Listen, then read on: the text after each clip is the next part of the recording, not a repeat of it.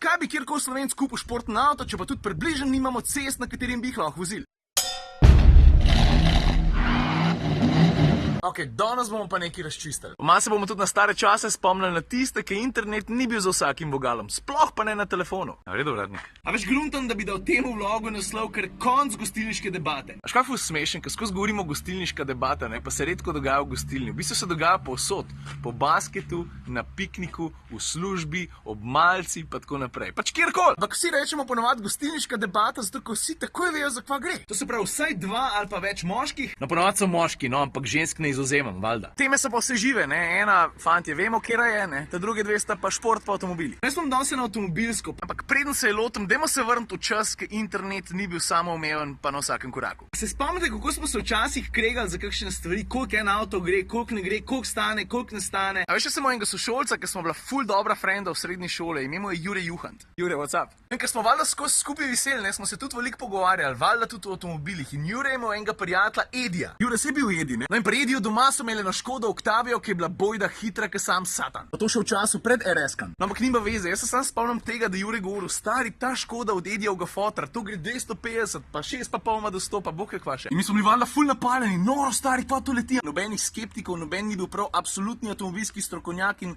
takih podatkov se ni dal takole iz prve roke na hitro preveriti, da vzameš telefon v roke in reč, ne, stari, vaša Škoda pa ne gre 250, ne, mogoče gre 211. A še hočem reči, da danes vse podatke lahko preveriš v 2,5 sekundah, ampak še vedno pa obstajajo ljudje, ki se obnašajo, kot da internet ne obstaja. No in zdaj končno prijemo do bistva tega vloga, hvala, ker ste potrpeli. Veš, zdaj sem se že neparkrat zapletel v tako neplodno debato z dvema, ki sta bila prepričana, da vesta vse v avtih, ampak v bistvu nista bila pojma. Lotili smo se dveh popolnih klišejev in jaz sem pač padel na zanko in sem zagrabil, namesto da bi se obrnil pa šel stran. Prvi klišej je, zakaj bi kjerkoli Slovenc kupil športni avto, če pa tudi približno nimamo cest, na katerim bi jih lahko vozili. What are you talking about, boy? Mislim, ker tisti, ki se radi vozijo, zelo dobro vejo, da imamo mi ogromno enih čudovitih cest. Druga me pa še malo razjezi, sicer runa. Komu tam Mercedesi so samo za stare fotre? Druga pa starih, kdo ima še denar za Mercedesa, jaz raje Golfa kupim. Really? Se zabavaš, ne? Kada internet pa uni ceniki, ki so dostopni tako s 3 kliki, sploh ne obstajajo. In to mene valjda pogreje. Pa da se razumemo, ne, jaz Mercedes uporabljam zgolj kot primer, pa ne samo to, v tem trenutku se moram Avtokomercu zahvaliti za to, ker še tako, da sem jih jaz ta zadnji moment klical, sem rekel, Metka, jaz nucam v ponedeljek 2 avta nujno, a lahko prosim. Oni pa sam Ciril, zakaj pa da bi pri tebi zmeril vse zadnji moment? Pa zakaj si ti vedno tako mudi? Ker 2 avta z lufta potegniti nikrat tako. Ko da obe Metki, pa še Mojca, hvala. V glavnem, pa da umere enkrat za zmeri, pa naučite se internet uporabljati. Tole recimo, to je Mercedes A. A se reče konju. A poznate to foro, ne? Pozabi. Ta prvega, tole je ta tretja generacija, je dal Mercedes ven že leta 97. To je v bistvu ta prvi ta majhen, ta dostopen Mercedes. Stari, tukaj zunaj je toliko vroče. Najprej je Mercedes naredil ta korak, je valjda veljal, da so Mercedesi praviloma večji avtomobili, pa težko dostopni. Sploh recimo Slovencem. Pa tudi na splošno je veljal, da Mercedese kupujejo tisti, ki nimajo samo malo več, ampak imajo veliko več. Veš, imamo na štorijo, moj pokojen oče je šel leta 80 s prijateljem v Ameriko. V New York je šel obiskat Britanca. V bistvu ni šel samo v New York. New York pa se je pa pelil čez celo Ameriko, malo z avtom, malo pa z busom. Ampak nima veze. V bistvu hočem povedati to, da je on s svojim bratrancem, jaz mu rečem, ker moj stric pa njegovo ženo sedel takole en popoldan na terasi. Ej, vaše sosedje vozijo po Mercedesah, kako pa to, da ga vi ne kupite, se ga lahko prvošte. Pa teta prav, ne, Ciril, ti tega ne razumeš. Prav, jaz bi si Mercedes že lahko kupila, ampak tukaj ne gre za to, a si ga lahko kupiš. Pač v njenih očeh je bil Mercedes nekaj več, en statusen simbol, skratka ena stvar, ker tudi če imaš glih to znarja za njo, si jo ne kupaš kratko. Ampak kako so se časi spremenili, ne daš na fast forward za ene dobrih 35 let. Mercedesi so še vedno orang luksus vagnja, ampak vmes so pa svojo taktiko še malo prilagodili, da lahko to, ker pač so prej vozili tisti, ki so res imeli, vozijo zdaj lahko tudi tisti, ki iščejo manjši avto, pa ki ne stane gore denarja. Veš, kaj hočem reči? Glavno, to je Mercedes A, tole je pa Mercedes B. In koliko misliš, da stane en tak osnoven Mercedes? 30? Ne. Zdaj sem se zavedal nekaj ful smešnega, ne. Za mano je avto za dobrih 20 €, ne.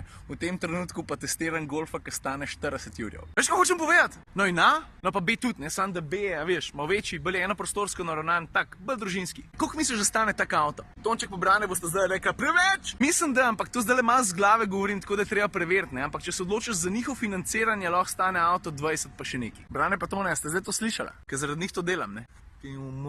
Stari, zdaj sem se nekaj zavedel. Da sem slišal, kaj je ena reklama. Poglejte, zdaj samo za 29,190. Šamar! Mim grede, a ti imel avto z belo kabino? Jaz moram priznati, da zgleda ful dober, samo ne vem, če sem tako pogumen. Mislim, načeloma ne jem veliko avto, ne, ampak ko pa jem, pa doskrat kaj popacam, pa majhnega otroka imam, pa tako naprej. Ampak zgleda pa fucking awesome. Take mi z nosa manj štrlijo. Ker solzice vam pretečejo. Jaz si sem vsak dan bolj siv. Ta je tudi bil noter. Popularna boja, a? Švicam k kozu. Kaj je zdaj sploh Švica? Čakaj, sem hotel povedati? Ja, že vem, hotel sem reči to, pa to je moje mnenje, ne, da se razumemo.